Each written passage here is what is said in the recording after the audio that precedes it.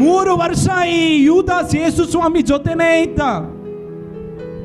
3 ವರ್ಷ ಯೇಸು ಸ್ವಾಮಿ ಜೊತೆನೇ ಇರಬೇಕಾದ್ರೆ ಅವನು ಅನೇಕ ಸಮಯದಲ್ಲಿ ಅರಣ್ಯವನ್ನು ನೋಡಿದ್ದ, ಅನೇಕ ಸಮಯದಲ್ಲಿ ದೊಡ್ಡ ದೊಡ್ಡ ಅಲೆಗಳನ್ನು ನೋಡಿದ್ದ, ಅನೇಕ ಸಮಯದಲ್ಲಿ ಊಟಕ್ಕಿಲ್ಲ ಉಪವಾಸ ಇದ್ದಿರಬಹುದು, ಅನೇಕ ಸಮಯದಲ್ಲಿ ಸಮುದ್ರದಲ್ಲಿ ದೊಡ್ಡ ದೊಡ್ಡ ಅಲೆಗಳನ್ನು, ದೊಡ್ಡ ದೊಡ್ಡ ಅರಣ್ಯವನ್ನು ಅವನು ನೋಡಿದ್ದ. 3 ದಿವಸ ಅವನು ಊಟವಿಲ್ಲದೆ ದೇವರ ವಾಕ್ಯವನ್ನು ಕೇಳ್ತಾ ಇದ್ದ. ಹಂಗಂದ್ರೆ 3 ದಿವಸ ಊಟಕ್ಕಿಲ್ಲದೆ ಅವನು ಉಪವಾಸ ಇದ್ದ. 1 ದಿವಸ ಕೂಡ ಅವನು ಜೀವವನ್ನು ಕಳಕೊಳ್ಳಲಿಲ್ಲ. ಆದರೆ ಎಂತೂ ಅವನು ಕೃಪೆಯನ್ನು ಬಿಟ್ಟು ದೂರ ಹೋದ್ನು. 3 ದಿವಸ ಅವನು ಜೀವಿಸೋದಿಕ್ಕಾಗ್ಲಿಲ್ಲ.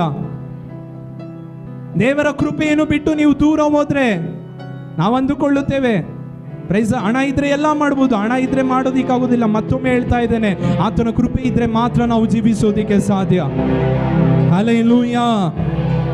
ಯೋಚನೆ ಮಾಡಿ ನೋಡ್ರಿ, ಎಷ್ಟು ದಿವಸ ನಾಳೆ ಎದ್ದೇಳು